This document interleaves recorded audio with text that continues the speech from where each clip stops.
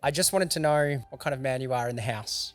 And she said, in her words, he inspires us both on a daily basis to be better and to do better. His drive and his work ethic sets up a strong foundation for Henley. I love that she has such a great dad. It even makes me. Yeah, I know, I'm a little bit. How do you keep this together? What's the secret? Today we'll be sitting down with Ben Woolford from REVL Training. With 30 locations across Australia, Canada, Dubai, Indonesia, Korea, and Singapore. We're unpacking the global expansion strategy of this fitness empire. Expect to learn the frameworks that enable REVL to thrive, the importance of partnerships, culture, and community, and what life is like as a husband, father, and jet-setting CEO. Ladies and gentlemen, please welcome Ben Woolford. It's the community, it's the culture, it's the connection. You are opening, more than one location a quarter? How the hell are you pulling this off? It's a good question. Good place to start. We've been going 4.5 years now, since sort of middle of COVID when we launched REVL. And a lot of it's been organic, to be completely honest. Product to market fit's been probably our biggest selling point, that people really resonated with the brand and the product, and people just loved it. So to be able to expand to 36 locations in 4.5 years has been very organic, and we've just found really good partners, to be honest. Like, a lot of it's been down to the success of independent locations, and they just sort of breed the next one, which has been fantastic. That's solid. It's no ordinary gym by the looks of it. It looks like what you're creating is an empire. You can wear it, you can own it, you can train in it. I'm pretty sure you can run with it. Yep. There is this big driver of, or this big message of community that sits deep within the roots of the brand and the image that comes out and everything that's spoken. What is it about the community factor that drives the brand? You took that soundbite from a video, I think, but that's I've done my research. Yeah, we've spent a lot of time on being consumer-based products. So, like, the community, we wouldn't have a business without customers, and the training product that we've created really resonates with people that want to train hard, train with each other, and essentially create a sporting club inside of each and every one of our locations. And I think the millennial population that are sort of out there these days, they'll opt for a run club over a big night, which we were chatting before about sort of our upbringing. It was very much about the big night and sitting on the couch on a Sunday, but we've lent a lot into, I suppose, servicing that community, and they love it. So being able to finish a workout together and see how fast you've gone has been really important for building that. And yeah, people train in groups every day. They go out for coffee. And when you speak about running, we've just sort of launched our own pace run program to facilitate people being fit inside the gym and outside of the gym. And we're starting to see a bit of an uptake of people doing a REVL workout in the morning and going for a 30-minute run together after and grabbing coffee. So we're facilitating it ourselves, but a lot of the time it's member driven, which is fantastic. I want to almost lift the skirt on it. I want to know the back end structure, the model that sits behind the REVL brand that we see.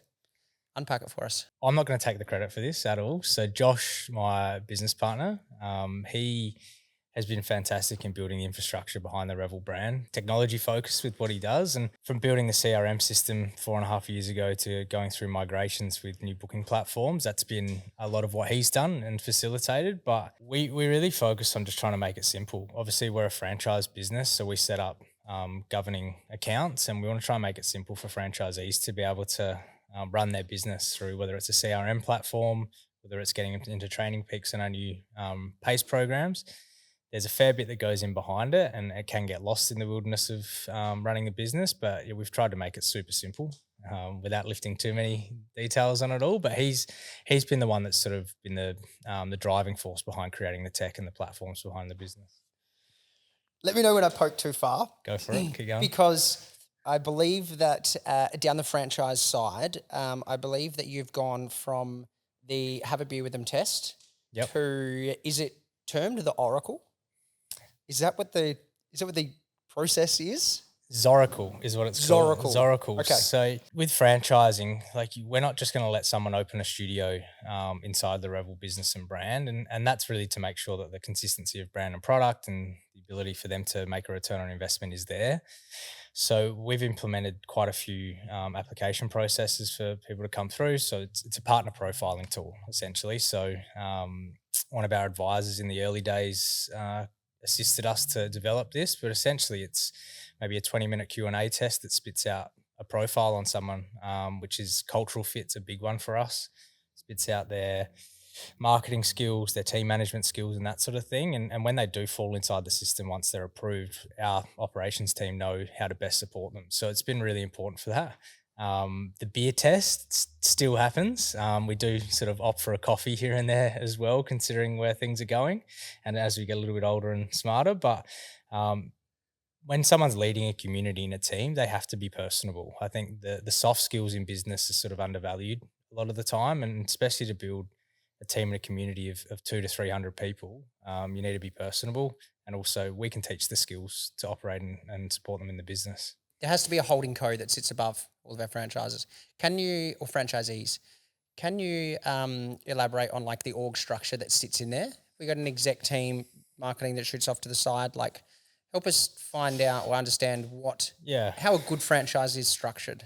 Yeah. So in terms of the franchise system and model, we've been running a very, very lean team, which I'd say most businesses say they're under-resourced for the last 4.5 years. But Josh and myself have done a majority of things across the business, from writing workouts to doing website design to setting up pre-sale campaigns for a long period of time. And over the past sort of 2.5 years, we've started to build out a little bit more of a team around our product team. So they've been fantastic in getting the workouts on the screen and coming up with events.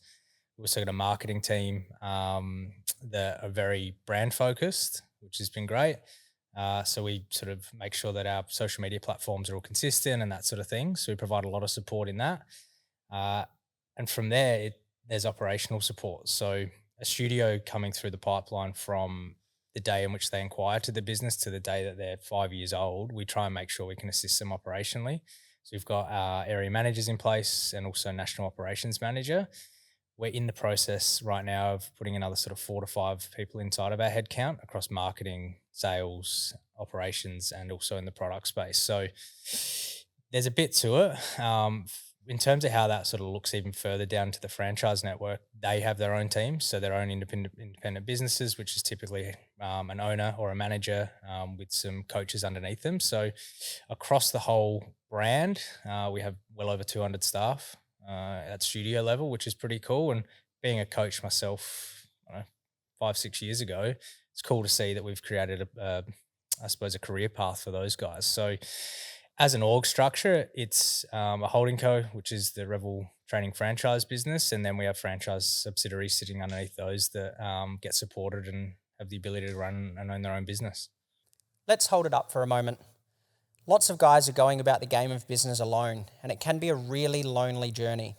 I talk with hundreds of founders who go through the very same scenario. And from time to time, we find the right guy and the right business, and I decide to invest in that. If that's something that you're interested in, shoot me a message on Instagram and we can take up the conversation. Now let's get back to the show. Let's go back to the first international expansion. Mm-hmm. I've been wanting to ask this. I've been watching for a long time, and I've been wanting to ask this question for a while. Why Singapore?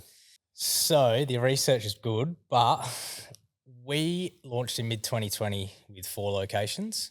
Our 8th location was our Dubai studio, so in the UAE. Probably doesn't have as much PR around it because it's a single location over there. That fast-tracked the crap out of our ability to scale our brand and product and system to be able to go cross-border and across the world. Our 11th studio was City Hall in Singapore, and that there has had so much success. We've got 10 locations in Singapore in 3 years underneath the master franchise agreement with Ollie and the guys there. And that market is crazy for REVL. It's incredible around the fact that they just buy so much into this progressive style training. They're so competitive. If Josh and I go there, they have almost a red carpet to take photos of us, which I'm very uncomfortable about. Josh loves it a bit more than I do. Most muscular on top. You should see Josh. He's still standing there when no one's around. So we they're just so bought into it. In terms of how we went there and why we went there, they inquired with us in the very, very early stages. We got a lot of international inquiry before we got domestic inquiry. Not sure what the reason was behind that. Maybe it's just again the market product to market fit, but we made sure that they were the right partner for us and had the eagerness to drive the brand and product the same way that we did. Given the fact we were 12 months old at the time, from a business standpoint, they came in and just were almost relentless to say, with like, we're doing this, we want to do this. And we launched the first studio in January 2022, I believe, is when we first launched City Hall, in a shopping complex and level 3, which is so foreign to what we're used to here, and was sort of unsure with how it would go. And within 6 months, the thing was the top performing studio globally. We had inquiries coming left, right, and center to open new locations, and they're just so bought into it from a product standpoint, and the coaching community there are something else as well. So the reason behind expanding there was the fact that we really thought that having the right partner there made us a lot more comfortable with doing so. They had existing fitness businesses, but yeah, the ability and opportunity to expand internationally was there. You're so naive to know what actually is required to do so, from franchise governance and setting things up and payment gateways and all those sort of fun things. So we sort of jumped out of the plane and built the parachute on the way down, and it's been such a big success. And if we'd been hesitant and saw the risk involved, we probably wouldn't have done it. But we've been very fortunate that's been successful. So Dubai was the first First international. international. I was at 8th Didn't get a great deal of coverage, did it? It did in the early days. There's a couple of really good videos of Josh and I doing some content around it, but because it's so far away and it's not in the APAC sort of region, we don't hear so much about it. It's been a really good success for us over there. The Dubai market's very different in terms of unit economics and the cost to lease and that sort of thing. We're starting to pick things up with the potential of another location there in the next sort of 6 months or so. But Singapore's just taken off. So there's Australia, Canada, UAE, Indo, Korea, Yep. and Singapore. Yep. What's next? We're trading currently across 5 countries at the moment. So like the time zones make it challenging and difficult, but again, the systems and the platforms have allowed us the ability to do that. We recently launched our first location in Korea in the end of October, and that was epic, to be honest. Like we went over there not really understanding the market, because it's not necessarily a tourist destination that you sort of hear or know anyone that's been there. And again, they love what we did and had translators to do inductions and that's the thing, which was quite cool. And again, had really good success in the early stages. Where to next? Are we going to go and put a flag in Tennessee right next to CrossFit HQ? Yeah. Are we going to give Mayhem a good run for their money? We're not quite at the timeline of getting into the US. I think for us, like we've got some really good growth throughout Asia. So the APAC region for us is where we're going. Like we've definitely got eyes on the US, and there's a lot of development that will go into heading into North America. We're set up to expand through Canada with potential sort of eyeballing a site mid-year this year, so when it comes to their summer. So yeah, APAC, we've got some interest through Southeast Asia at the moment, which is quite cool to continue to expand there, mainly through the success of our Singapore locations, and it's been a real driving force for it. But yeah, we're conscious of trying to go too far too quickly and sort of lose confidence in our operation structure. But we're also excited with the fact that there's so much brand trust out there, especially through Southeast Asia. So yeah, it's considerate, but it's also quite aggressive. Was it all premeditated? If we go back 3.5, 4 years ago, was this one big whiteboard picture of a globe? There was you and Josh sitting on a squiggle on a plane. Is this all a part of the master plan, or is this something that organically happened with a push? Yeah, I suppose if you go back then, where things sort of started, we were mid-COVID, and Josh and I were so naive to know what running a fitness franchise was like. I thought it was just get someone to come in and open a new location, and didn't realize what was required to support them in their business journey. We have moved the goalposts so many times over that sort of period of time. We knew that the product, we wanted more people to touch and feel it. We wanted more people to be able to coach it, and then clients to train in this way. So we've never put a glass ceiling on where we wanted to go and take it. But like I said, it's all been organic to now. And for us to have the trust and belief that people can take what we're doing and expand it, we're willing to put the foot down now and take it to where all corners of the globe essentially. But yeah, I'd like to say we sat there with a whiteboard and had this perfect plan mapped out. It has been far from that over that 4.5 year period. And there's been so many ups and downs and so many learnings, and we're still learning over that period that, yeah, if we had it all a perfect whiteboard session and it all planned out, like it would be no fun in business. I don't think you've got to go through those challenging times to sort of come out the other side and learn from it. Mm. The challenging times can be a little bit too overbearing sometimes. Yep. This is a dream of mine that I saw recently that you guys posted. It was the global conference. Yeah. It was the video just really struck a positive nerve. I've always wanted to do our Build Clean Directors annual on the Whitsundays. I thought that like when we hit that pinnacle, we would have made it. What is the reason for the global conference? Yeah, so it's our second one we've run. We put it in place last year. We ran it actually in Bali the year before, which was epic. The reason we've put it in place, and we've actually shifted it from being, I think it was August the year before, and we've moved it to November moving forward, is to basically bring all of our franchisees together. We announce upcoming updates for the next annual year. We typically run our product from an annual year basis with marketing calendars and those type of things. So we spend a lot of time releasing what's coming to franchisees, getting them really excited for what's ahead, releasing the marketing calendar, product updates and that type of thing. And we also do a bit of a franchise council where we get a lot of the franchisees up to talk about their learnings and lessons, because they're the guys on the ground. They're the ones doing it every day. So bringing them together to learn from their peers is super important to us. We actually walk away at head office with more learnings potentially than they do about what's actually happening inside the business and how we can best support. We've got so many fantastic leaders inside of the business at studio level. And if we're just turning a blind eye to what they're doing and what sort of positive impact they can make to what we're doing in the future, then yeah, we'd be stupid to not consider it. And it's such a good 3 days, and every time you do it, you're like, this should go for longer. We should do this more often. But the ability to get everyone out of studio and create some disruption is quite challenging. And we're putting some measures in place to do it virtually or regional based and that sort of thing over the next sort of 12 months. But yeah, it's one of the most important things we do throughout the year. Getting people together. I know the asset you're talking about. It was a pretty cool venue, and the weather turned it on. But yeah, franchisees, they connect with each other now that if they've got an issue inside their business, like we've obviously got support measures in the way we can support them, but they may chat with something and troubleshoot it themselves and provide feedback to us that we can assist them further. So we love having them super tight knit, and it's something we'll try and retain the further we go and grow. It's not just you that sits at the helm of the ship as well. I'm a big advocate for having a business partner. Yep. I've done it through the Build Clean venture. Let my 2IC at the time buy into something that was worth nothing on paper, but there was a dream there. Mm-hmm. I want to know, how does Josh fit into this scenario? Do we have the visionary integrator set up? Do you have a lot of overlap between your roles, or are you very rigid? Paint me the picture of where Josh fits in. Yeah, it depends what you want me to say about him. Funnily enough, if we go back to when we launched REVL, we didn't really know each other. We sort of landed in a business partnership with some other investors and really had the understanding of where we wanted to take the brand and the product. So he was very much on the brand side. I was very much on the product side. So it was pretty much a match made in heaven for what we wanted to do. And we've just built our relationship stronger and stronger over the last 4.5 years.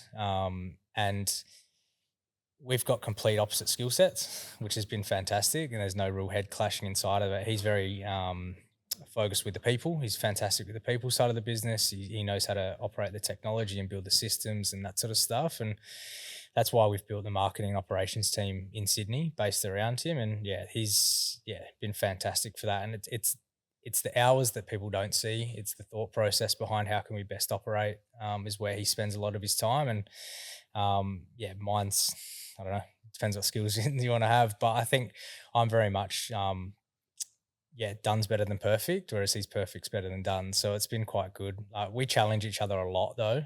We've always had that relationship that we can, if something's not right and it doesn't feel right, we'll say it and we'll flesh it out and find a solution at the end of the day. And I think that's healthy inside of any business. Otherwise, yeah, one's just running everything and the other one doesn't agree with it. But we're pretty open, probably too open sometimes with that sort of stuff, and it's been very beneficial for our business. And I think as we expand and grow, that'll probably separate a little bit further about who does what inside the business. But having a founding partner has been, for me personally, like integral. Otherwise, I couldn't have done this alone. There's no way. I'm sure he probably couldn't either. And it's more so having getting on the phone at 8 o'clock at night to talk through something, or texting something and seeing ideas and fleshing things out. A lot of the stuff we do is developed over a long period of time of just ideas back and forth, as a lot of founders would do. And yeah, we've bounced well off each other for a long period of time. And if he's up, I'm down, and vice versa. And we sort of balance each other quite well. And yeah, because he's so much closer to the staff being based in Sydney. He's been fantastic at that. And sometimes we sort of look at it and go, like, if I was there, how would the dynamic kind of work? And I'd probably just piss them off, to be honest. But You'd be in their way. yeah, I'd be in their way and disrupting what they're doing. But yeah, it's been integral for our business and growth. I don't think that neither of us would be able to sit here and say that, yeah, we could have done it alone. There's absolutely no way. And whether it's the skill sets or whatever it may be, but it's just the passion and the ability to build a relationship with each other, to know that we're all heading in the same direction. So it's been important. Do you guys travel together as well? You guys always in a co-op everywhere you go? When we do internationals, yes. There's been a few hotels where he slept on the floor and I've got the bed. Surely you get a double. Yeah, and then we've had to move from that Airbnb to somewhere else because it's not great. But yeah, we travel a fair bit together, and I think same thing. Like, we understand each other enough. Like, we're not just going to be in each other's pockets, and we both have different things we do outside of REVL and fitness. Like, he rides a lot and spends a lot of time sort of thinking, and can get over being with people too often. Whereas, yeah, I sort of same thing. You need your own quiet corner every now and then just to spend time with yourself. So we spend a fair bit of time, particularly international, traveling for a week or so at a time. And yeah, by the end of it, I'm sure we're pretty happy to see our wives. Absolutely. So we've got our executive team. We've got our marketing and product on, either side as far as the org chart structure goes. Yep. What about the advisory board that sits in for external opinion? Yeah, good question. So that's changed a fair bit over time. We've had some really good advisors since the day we started. We probably should have had more. REVL wouldn't have existed if we had advisors, I don't think, in the very, very early stages. We were so naive to what we were doing. But as we sort of built relationships within mainly the franchise sector, we had some great advice from a guy called John Sully and the BDC guys. They're based out of Melbourne. They had spent a lot of time in Michelle's patisserie, so ability to scale retail stores. So from like business development to leasing to franchise P&Ls, they were fantastic in the early stages for that. And he's still a good sounding board for both Josh and I, mainly personally, more so than the business setting.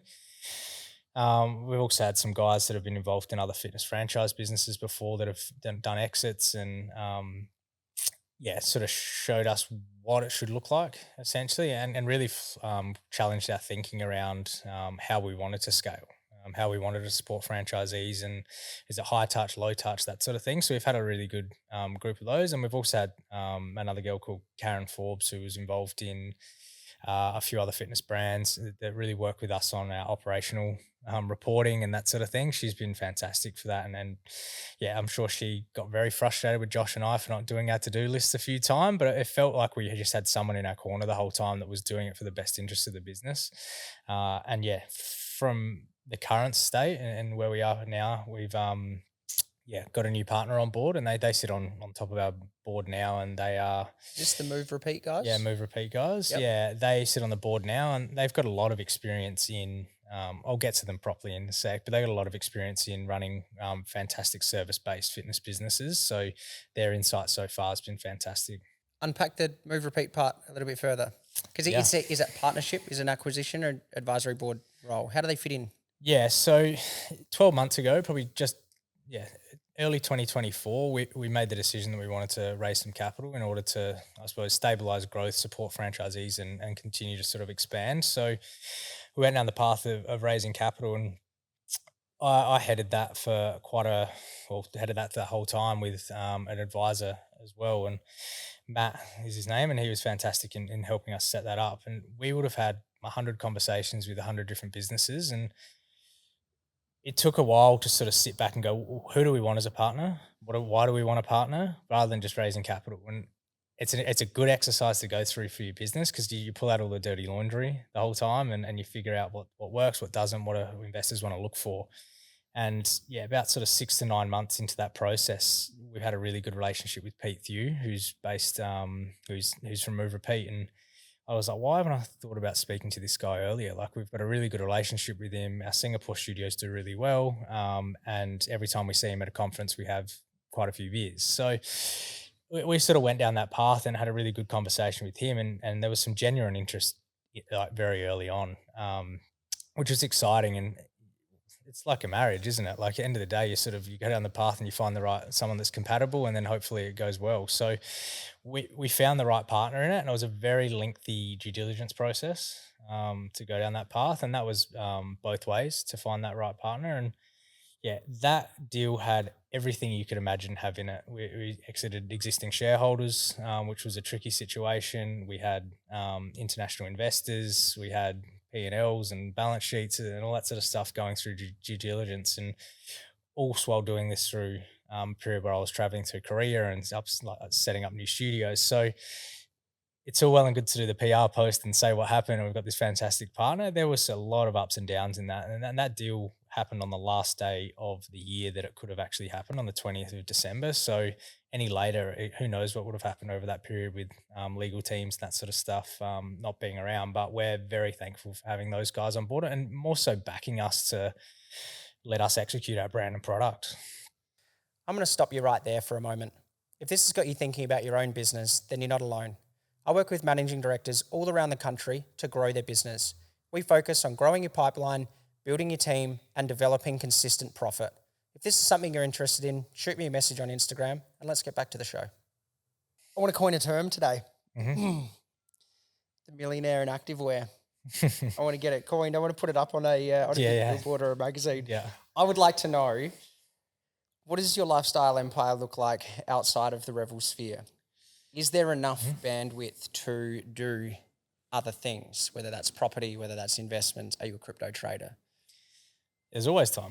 There's always time. I think for me, and same with what we do at REVL, I really want to focus on core product and building something sustainable before I try and add too many things. Like, I get distracted very easily, and if I add more distractions, I'll sort of fall away with what I'm doing. And I think externally, absolutely. Like, we've just bought a property and we're starting to go down the renovation path, and that's taking up way too much time that it needs to. Luckily, my wife's an interior designer, but you need things outside of your business to be able to keep you entertained. And luckily, our business is fitness, and I love training and fitness, so I kind of get best of both worlds. But from an external investment perspective, absolutely, it's more so just finding what the right criteria works with what I'm sort of looking for. And I'm all in on what we're doing, so I haven't necessarily spent enough time on looking at diversifying that as yet.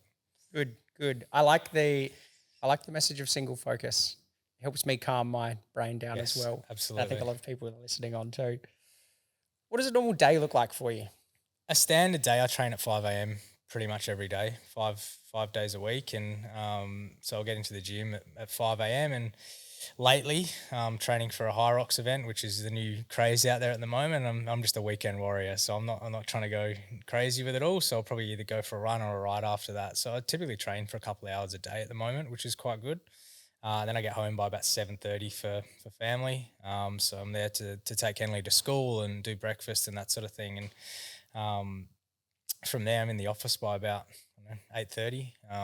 Because our business is based in Sydney, that's their 9 a.m. So I've got to be onto it quite early, otherwise the phone starts ringing. And it varies day by day. Like, because we're going through a bit of a growth stage now, like, we're doing a lot of hiring, going through resumes and PDs and that sort of thing. And that's another stage in business. But throughout the day, it's typically meetings for quite a big component of it all, whether it's internal or growth related, with prospective franchise partners, property guys, that sort of thing. And by the end of the day, that's when Singapore comes online. So we sort of start to go down the path of the international stuff. So by the time it gets about 3 o'clock in the Arvo, they finish their meetings and start pinging us for things. And after that, then Dubai comes online. So it's It's an interesting concept, but like I'm the sort of person similar to you. Like the brain doesn't stop, whether you action what happens or whatever, but you're always thinking about something. And I'm pretty fast to action things. Like if it's on my mind in terms of like I know I need to respond to this or get this thing done, like I'm very fast at doing things. And I think it's probably one of my best skill sets. Probably annoys the crap out of people, but yeah, I don't let it drag for a couple of days. But a full day for me is a fair bit of exercise, a lot of meetings, trying to set people up and yeah, like I said, it varies every day. If I'm traveling, same thing. I try and keep the same routine with exercise first. If I put it at the back end of the day, it just doesn't happen. You don't get to ride the caffeine train as well, do you? Oh, I don't do well with too much caffeine. Like the brain just stops working. But yeah, exercise at the back end of the day is a challenge. How do you stay ahead of the curve? Because we've got all the other opinions that come in. We've got plenty of information that comes up from franchisee level to you. Mhm. How do you stay sharp? How do you educate? Where do you get your personal growth from? Yeah, I think for me, like we've changed so much since like from going from startup, we're going through a scale up process now in terms of where we're going. So I'm learning every day about what stage of business we're at. I always look for people that have been through that before, and we hire people through that. Do Yeah, you like have to set time to yeah. read every day, or are there I'm a certain big podcast requirements? guy. Like I really like to listen to podcasts when I'm riding, running, and that sort of thing. I think just I listen to a lot of sports people.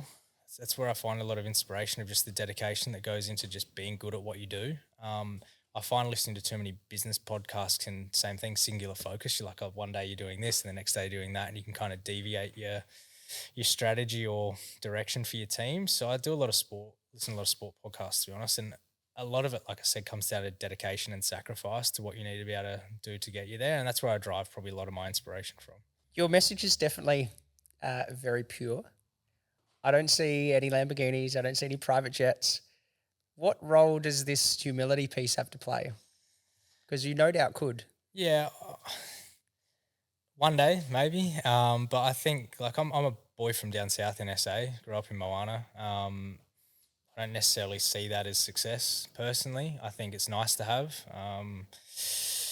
Yeah, I don't know. I just love what we do. Like I've got a passion for what my business is fitness. I've grown up doing fitness and training and that sort of thing. So I'm winning from that standpoint. I think I like to share experiences with my family. I want to sort of build the ability to buy time back. So that's my lifestyle at the moment is really sacrificing that to be able to get that back someday. And yeah, we travel. I travel a lot for work. I take the kids, take Henley away and Mick away a fair bit. So yeah, I don't necessarily feel the need to show the flashy things. Not that we necessarily are driven by it, but yeah, I don't know. I just love just cruising around and doing what we do. It's good. It's refreshing to see. It's not a keeping up with the Joneses mentality. Yeah, I've got a quote here. I actually messaged Mick the other day, yeah, it's dangerous. your wife, Yeah, and I just wanted to know what kind of man you are in the house.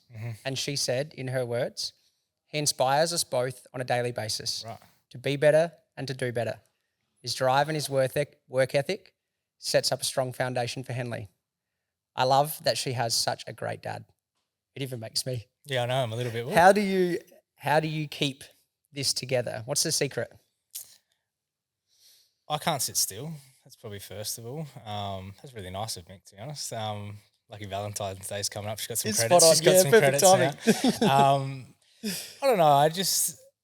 It's just something about it. Like my dad was just, he never sat still. My mum's exactly the same. Like she did everything for us as kids growing up. And I don't know. It's just something about creating some organization amongst the chaos. And I quite enjoy doing that for my family. I think that like with Henley, like I just want to show her that you can kind of do whatever you want to do as long as you put your head to it. So yeah, getting little jobs and tasks done around the house, like I just don't let them sit around for long. I just normally get shit done. So that's just me. Like Mick puts a movie on, I'm gonna sit there, but I'm not there at all. My head's somewhere else, or I'm getting up every 5 minutes to do something. So I don't know. I think yeah, that's just me, and I just want to showcase that there's so many opportunities to be better with what you do, whether it's I don't know, putting the trolley back at the parking lot. Like that's something that I've just ingrained in me to always do those little things, pack up after yourself, that sort of thing. And I think instilling that into to your kids is super important. I'm not bossy saying pick up your crap and that sort of stuff. I just try and show and lead in that way. What about an oh shit moment? Mhm. Because we've all had that position where maybe we've overextended ourselves. It's usually a business Yeah. component. Have you got a war story to share for us? There's a few. Are you just I'm through the flip I book? was going to say, yeah, from a timeline perspective, like when we launched REVL, we launched in the middle of COVID and didn't actually realize that gyms couldn't open.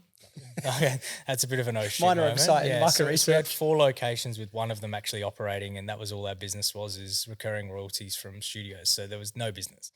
That was a big oh shit moment. Again, that was the naivety of what we were doing, and if we didn't do that, we wouldn't have even launched the brand. So that was pretty big.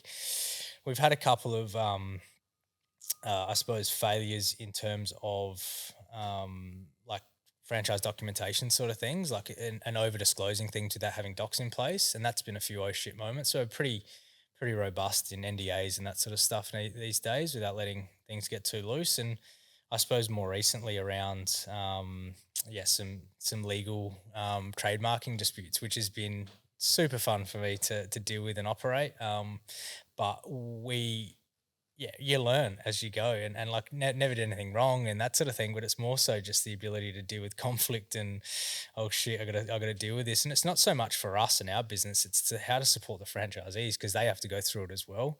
And from a positive standpoint, was in Singapore, I think it was October last year, and they ran like a REVL Team Games, our sort of in studio event. They run an external event with across 2 days. They had 600 people come and watch just the coaches from studios one night on a Friday night, and that was a oh shit! That's like a stadium event. What have we created here? And that was incredible. Like Josh landed later that night and we both stood back and went like, fuck, like if we could tell ourselves 4.5 years ago that we'd have a stadium full of people that are watching coaches go head to head to crown who's the fittest coaching team in Singapore, that was a real like, yeah, we're really onto something here. And it's not about us. It's like these people love this and this is their community and it's a positive impact on their lives. And that was probably the biggest oh shit moment we've had in the last few years. What do you have to sacrifice along the way? Time, a lot of time. I've been lucky enough that I've had the space to be able to do what I do. Very supportive family. Mick's been fantastic. Been quite grounded in like being in Adelaide. I think that's been super important for me over this period. I don't go out very often these days. Still love a beer, but I try and retain some like level of control. I think, I don't know. I just love what I do. I don't necessarily see it as sacrificing. There's definitely time with family and travel that really potentially something that I sacrifice and that sort of thing. But yeah, like I said, I love what I do. I love traveling. It's a positive lifestyle. So I don't see too many sacrifices. It's good. It's good to not have the big horror story that comes up because we can always see we can get so narrow-minded into wanting to do what we want to do, so goal-orientated that it comes at the detriment of others. Yeah. If you had to, no, you do have to, let me rephrase it. Mm-hmm. Give me your definition of success. From a business standpoint, like with like REVL specifically, for us, we want enough people to be able to touch and feel the brand and leave a positive impact. There's no number or glass ceiling on that for us. It's making sure that it's done with the right way, organically, with the right partners on board, with the right consumers on board, that sort of thing. I see that as success without being a number. If we can, in sort of whenever we sort of continue this thing on from, I think if we can leave the industry in a better place than when we found it, I know that's such a cliche way to say it, but this whole space, and we called it Define the Gap about 5 years ago. This whole gap in the training space from CrossFit to HIIT has just blown up over this period of time, and we feel like we've been heavily involved in that. And if that can continue to grow and be sustainable in the industry, I think that's success for me. Whether it's us or in other brands, that's super important. It's the best way to train. Everyone knows it, and at least consumers are starting to buy into it. So that's a tick. Personally, I just want to be able to set the family up to be able to do what they want to do, like be able to support their goals, like especially with Mick, like she's an interior designer, absolutely loves what she does. So I want to be able to support her and provide her the ability to, continue to love what she does. And that's whether that's designing homes or commercial, whatever she wants to do. And then same with Henley. I just wanted to have the ability to, live a good, happy, healthy life and have a lot of travel and experience. And that's what I see as success in my mind. Ben Woolford, I appreciate you, mate. Bye for now. Thanks, mate. Appreciate it.